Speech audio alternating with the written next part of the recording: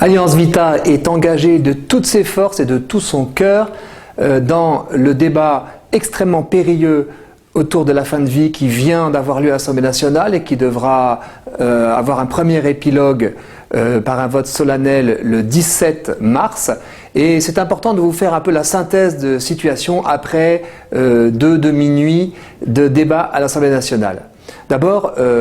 en précisant qu'Alliance Vita est partie prenante depuis sa fondation du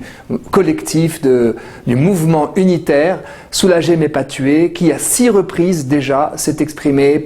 dans la rue, dans une cinquantaine de villes de France pour commencer, dans un rassemblement au Trocadéro et déjà 2 autres rassemblements et dans plusieurs conférences de presse, pour pouvoir manifester notre positionnement qui est absolument exigeant, car il ne se contente pas de récuser l'euthanasie sous la forme d'un mot, mais de récuser aussi les euthanasies dissimulées, masquées, qui pourraient être pratiquées, soit clandestinement dans notre pays, soit au travers de cette loi que nous avons jugée, après analyse approfondie avec des experts, comme à la fois inutile, dangereuse et déjà transgressive, car elle permettrait, si elle est interprétée d'une manière telle que le souhaitent certains, de pratiquer des euthanasies masquées sans l'obligation de conscience des médecins. Alors qu'est-ce qu'on peut dire de ces premiers débats? D'abord, on peut avoir, c'est vrai, légitimement un soulagement de voir que l'amendement principal et le plus risqué proposé par des députés de la majorité présidentielle, ils étaient 121 à avoir signé cet amendement, a finalement été rejeté de justesse. Il faut dire que 124 députés de la même majorité avaient eux signé un amendement pour la loi qui finalement va sans doute être votée en première instance, et donc contre un amendement explicitement euthanasique. Et il a fallu heureusement qu'une partie des députés de l'opposition s'opposent à cet amendement socialiste, parce que finalement il a été rejeté par 89 voix contre, dont 40 socialistes, et 70 voix pour, dont 50 socialistes. Donc on n'est pas passé loin d'un amendement explicitement euthanasique. Ça, c'est un soulagement, et je crois qu'on peut se réjouir de s'être mobilisé très fortement, car ce que nous avons voulu montrer au gouvernement, qui avait promis un vote consensuel, aussi bien M. Hollande, le président de la République, que le Premier ministre Manuel Valls, dans le domaine de la fin de vie, ce que nous avons voulu leur montrer, c'est que nous étions extrêmement mobilisés. Et à chaque fois, quoi qu'en disent certaines dépêches relativement orientées, dans la rue, les promoteurs de l'euthanasie, l'ADMD, ne font pas le poids par rapport à la puissance de mobilisation de ceux qui sont vigilants contre toute dérive euthanasique ou de suicide assisté. Nous avons pu le montrer très fortement, même si ça n'est pas relayé par les médias, le gouvernement, les renseignements généraux, on a pu en discuter avec eux, le savent parfaitement. Donc ça déjà, on a maintenu fermement cette corde tendue pour lutter contre toute forme d'euthanasie. Alors bien sûr, nous restons dans l'inquiétude parce que les dispositions qui demeurent potentiellement euthanasiques dans la loi Claes-Leonetti, qui a un petit peu comme tiré du chapeau pour s'en sortir et pour essayer d'honorer la promesse présidentielle numéro 21, qui est au fond incompréhensible quand on la prend au pied de la lettre, eh bien cette notion de sédation profonde et continue jusqu'au décès, eh bien elle a été votée. Et les nombreux amendements, il y en avait quelques mille, qui ont tenté d'atténuer le risque de cette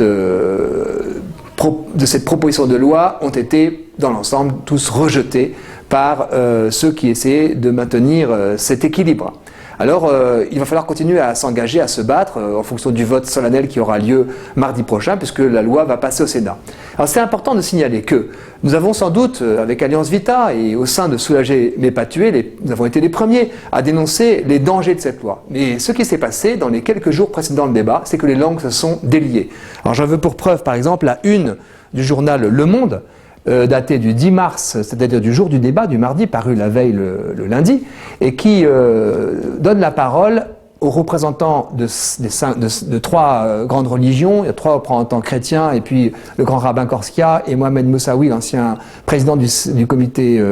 représentatif des musulmans de France, donc, et avec le cardinal Barbarin, qui se sont opposés avec fermeté au dispositif euthanasie potentielle de la sédation terminale. Et dans le même monde, 17 professeurs de médecine ont co-signé une tribune qui va dans le même sens. Contre eux, c'est vrai, des praticiens de soins palliatifs qui sont allés dans le soutien de la loi. Par contre, nous avions nous-mêmes, avec Soulager mais pas tuer, le jour même, Sylvain Pourchet, qui est un médecin de soins palliatifs et qui a pu nous expliciter le risque de cette sédation un peu passe-partout qui est comme vendue aux Français. Et puis nous avons pu aussi, et nous en sommes heureux, obtenir le témoignage, je le vois ici dans le Figaro, daté du 10 mars également, notre ami Cyril Janteur, qui avec Magali a pu témoigner silencieusement, puisqu'il ne parle qu'avec des clignements d'yeux et le pouce, et Magali a pu traduire ce que Cyril, qui est victime d'un lock-in syndrome, donc syndrome dit d'enfermement, mais qui a une vie intérieure, une vie personnelle extrêmement intense et intellectuelle, et il a pu exprimer le fait que si cette loi avait été votée, eh bien, il aurait été euthanasié. Puisqu'à un moment donné, il avait fait un signe, à l'époque où son bras fonctionnait, un signe du bras, et puis il est tombé dans un coma, et les médecins avaient analysé qu'il voulait mourir. Et sa femme a dû se battre pour qu'il puisse vivre, et à son réveil, il a pu exprimer, vous pourrez lire l'interview, je m'appelle Cyril Janteur, et je suis heureux de vivre. Et voilà pourquoi nous nous battons pour que les personnes les plus fragiles ne soient pas prises au mot d'une désespérance, soit réelles, mais à ce moment-là, il faut pouvoir les soutenir, soit qu'on leur aura attribué par le regard que nous portons sur ces personnes, qui est souvent un regard de dévalorisation ou de peur.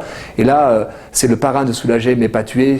Philippe Pozzo di Borgo, qui nous exprime à quel point lui-même, s'il avait été pris au mot de sa désespérance, eh bien, il aurait accepté le suicide assisté. Alors, dans quel état nous trouvons-nous? Eh bien, un état au fond de gratitude pour tous ceux qui au sein d'Alliance Vita nous ont soutenus depuis des années dans ce difficile combat jusqu'à cette échéance extrêmement importante et sensible d'aujourd'hui. Il y a une part de l'euthanasie qui a reculé, il y a une autre part qui s'immisce de manière plus subreptice, et à nous de jouer maintenant encore lorsqu'au Sénat bientôt ce texte va arriver, car le Sénat est un organe législatif qui en général est extrêmement pointilleux sur le plan juridique, et les débats à l'Assemblée nationale, grâce à l'engagement d'une poignée de parlementaires qui ont été déterminés durant ces nuits à se mobiliser, donc à l'Assemblée nationale, a pu être révélé et reconnu d'ailleurs partiellement par les auteurs de la loi différentes zones de flou, la notion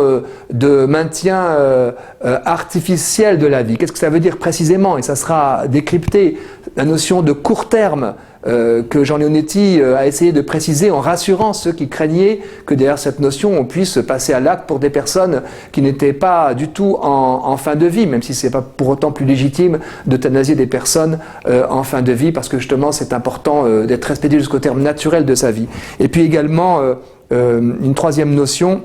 celle de prolongation inutile de la vie. Et il a été promis qu'au Sénat, on rediscuterait pour ne pas laisser cette figure, ce mot de inutile, taxer des vies fragiles et dont on sait bien qu'il est très dangereux de les dévaloriser par voilà, un adjectif, disons, péjoratif. Nous n'avons donc pas fini notre engagement, mais d'ores et déjà, je voudrais exprimer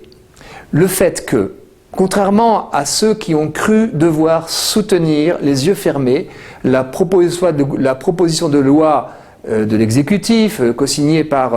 un député de sa majorité et un député de son opposition, et qui imaginaient devoir soutenir, malgré ses ambiguïtés et ses risques, cette proposition de loi au motif que ça permettait d'éviter le pire, contrairement à cette posture, Alliance Vita s'est toujours engagée pour dire la vérité. Et nous considérons que dire la vérité, laisser s'exprimer des patients, des professionnels de santé, des infirmières, tous les porte-paroles que nous avons eus, auxquels nous avons été agrégés durant ces mois, c'est le devoir que nous avons, et c'est un devoir politique. Car c'est extrêmement important, ensuite, quand le texte aura été voté et qu'il devra être interprété par des décrets d'application et ensuite par une jurisprudence, que les personnes puissent se rapporter au débat qu'il y a eu à l'Assemblée nationale. Et ces débats portés par quelques parlementaires ont permis à ceux qui portent cette loi d'être, je dirais, obligés de rassurer sur tel ou tel point ou de reconnaître l'ambiguïté sur tel ou tel autre. Et de ce fait, nous essayons de construire ce rempart contre toute forme d'euthanasie. Alliance Vita s'est donné comme ligne sur ce sujet bien sûr de protéger les plus fragiles, en contrant à la fois les tentatives de légalisation,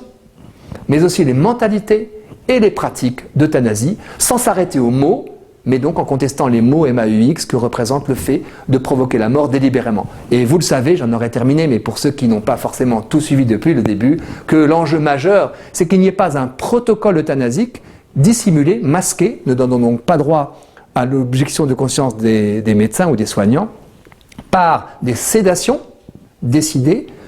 pour des personnes qu'on dira a posteriori au bout de leur vie, mais c'est invérifiable, sédation assortie d'arrêt d'hydratation et d'alimentation, mais surtout d'hydratation, qui en 4 jours garantit la mort. Vous voyez le tour de passe-passe, a posteriori, eh bien, on pourra dire que ces personnes étaient en fin de vie. Et il faut donc que nous nous battions dans les semaines, dans les mois qui viennent, pour que ces interprétations euthanasiques, aussi bien dans la loi qui sera votée que dans les décrets et les interprétations ensuite jurisprudentielles, ne viennent pas casser la confiance entre soignants et soignés qui s'établit sur l'interdit du passage à l'acte, l'interdit de tuer, fondateur du pacte social.